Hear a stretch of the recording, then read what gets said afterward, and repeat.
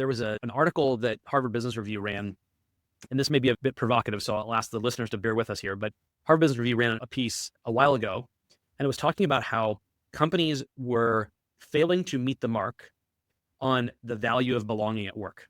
And the comment that the writers were making was that many companies were investing in DEI training that was failing to create belonging in the workplace.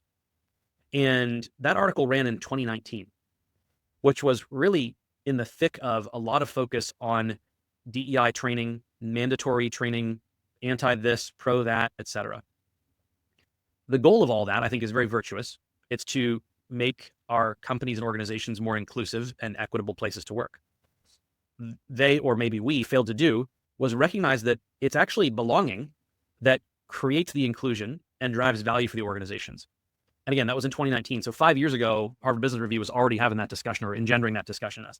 So I think that's been something that has now been an evolution or a pivot, certainly that I'm making inside of Illumio to focus on the nature of belonging.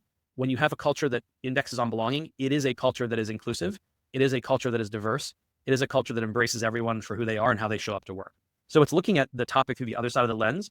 Instead of me hosting a bunch of training classes that are just browbeating people to performatively check a box that they came to a training, it's more around how are we setting the values and the culture and the behaviors in an organization that deliver belonging, that are rooted in being valued at work and being connected to a mission that gives someone meaningful work to do, purpose in their life, and then contribution to something greater than themselves.